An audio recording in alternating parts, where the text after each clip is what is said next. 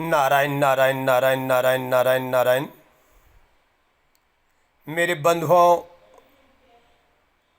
संपूर्ण विश्व में, दुनिया भर में अनेक मत मतांतर, धर्म विशेष, संप्रदाय विशेष, संगठन विशेष, अनेक क्षेत्रों में, अनेक मतों में हम मानव मात्र बटे हुए हैं। कहीं राष्ट्र की सीमाएं हैं, कहीं हमारे जैसे एशिया महाद्वीप की सीमाएं हैं। इस तरह से पूरी दुनिया महाद्वीपों में, राष्ट्रों में बटी हुई है। जिस तरह से राष्ट्रों में, महाद्वीपों में बटी हुई है, उसी तरह से धर्म के प्रति श्रद्धा, विश्वास और प्रेम के बंधन में भी दुनिया अनेक मत मतांतरों में, संप्रदायों में बटी हुई है। लेकिन सभी मत मतांतर और संप्रदाय प्रेम की भाषा सिखाते। प्राणी मात्र के प्रेम करो, जीव मात्र के प्रति प्रेम करो, यही भाषाएं और यही शिक्षा संस्कार सभी धर्म संप्रदाय के व्यक्ति अपने मत को मानने वालों को शिक्षा संस्कार देते हैं। लेकिन वर्तमान में अपने अपने मतांतर को मानने वालों में दूसरे के मत के प्रति घृणा, नफरत फैलाने का जो दौर चल रहा है, वर्तमान दौर, अपने मत मतांतर को श्रेष्ठ समझना, दूसरे के मत का खंडन मंडन करना,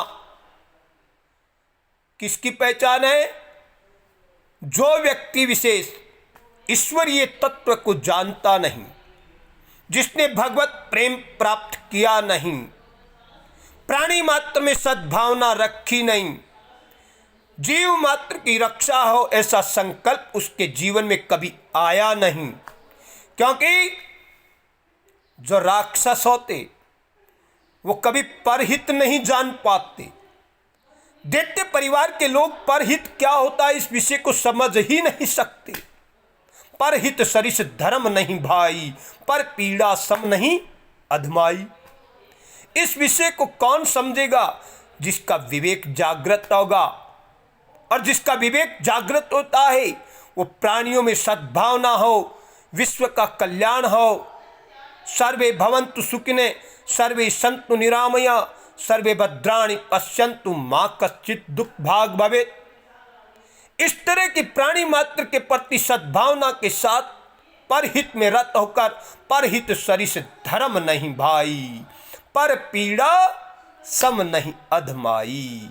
मेरे बंधुओं, दूसरों को दुख देना, पीड़ा देना, दूसरों के प्रति राग द्वेष फैलाना, अपने धर्म को श्रेष्ठ बताकर दूसरे के धर्म, श्रद्धा, विश्वास, पूजा पद्धति का खंडन मंडन करना, ये राक्षसों का धंधा है। और इन राक्षसों का उत्थान और पतन हर युग में होता आया है। हर युग में ऐसे दैत्यों का पतन होता है।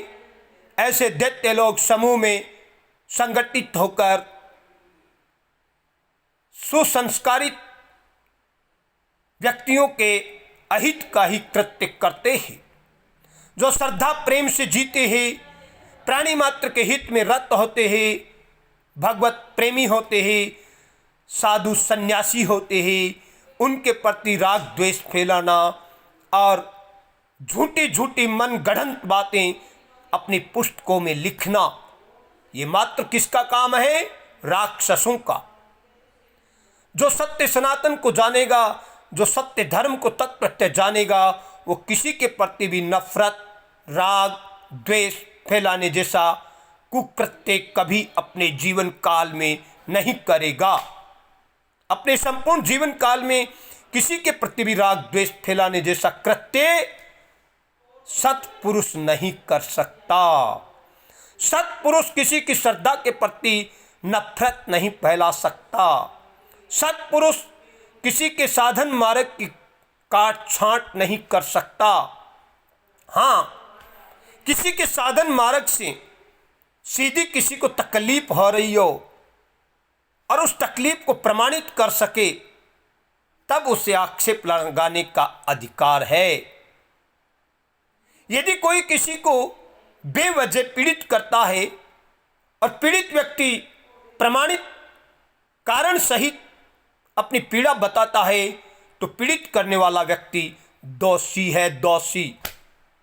अतः इस दुनिया मात्र में जितने भी सत्शास्त्र लिखे गए हैं, जितने भी ग्रंथ लिखे गए हैं, उन सभी में ईश्वर के प्रति, परमात्मा के प्रति, जो भी ईश्वर परमात्मा का नाम विशेष हो, जो जो श्रद्धा धर्म संप्रदाय के व्यक्ति विशेष अपनी श्रद्धा अनुसार नाम विशेष ले रहे हो, लेकिन अपने ही नाम विशेष को श्रेष्ठ मानना और दूसरे के मार्ग का खंडन मंडन करना सत्पुरुषों का कृत्य नहीं हो सकता। ये ऐसे मार्ग के व्यक्ति अधर्मी ही हो सकते हैं जो अपनी बड़ी बड़ी पुस्तकों में किसी के मूर्ति पूजा का खंडन लिखेंगे, बुद्ध की पूजा आदि लिखेंगे। मेरे बंधुओं, उनकी विनाश काले विपरीत बुद्धि हो गई थी। जब भी जिस किसी ने भी लिखा है किसी की भी श्रद्धा विशेष के विरुद्ध, लिखने वाले की विनाश काले विपरीत बुद्धि थी, विनाश काले विपरीत बुद्धि। अतः ऐसे व्यक्ति विशेष जो धर्म के प्रचार प्रसार के ठेकेदार बने हुए हैं और दूसरों के मार्ग का खंडन मंडन करने में लगे हुए हैं, ऐसे व्यक्तियों की आवाज़ को महत्व मत दो और राग द्वेष फैलाने वालों का मुंह काला करो। क्योंकि संसार में हम राग द्वेष फैलाने के लिए नहीं आए, राग द्वेष को सत्पुरुष आते हैं मिटाने के लिए। और हर युग युग में ऐसे अधर्मी विधर्मी लोग राग द्वेष फैलाते हैं हर युग में, और उनका समय काल के साथ उनके पाप के जो घड़े होते हैं वो भर जाते हैं, उसी समय उनका विनाश हो जाता है। या तो प्रकृति उनका विनाश करेगी या परमात्मा स्वयं किस रूप में कब कहाँ आएंगे, और ऐसे विधर्मियों का नाश करने के लिए परमात्मा का संकल्प है। यदा यदा ही धर्मस्य ग्लानिर्भवति भारत अभ्युत्थानमधर्मस्य तदात्मानं श्रद्धामयम् परित्राणाय साधूनां विनाशाय च दुष्कृतां धर्म संस्थापनार्थाय संभवामि युगे युगे। भगवान का ये संकल्प है।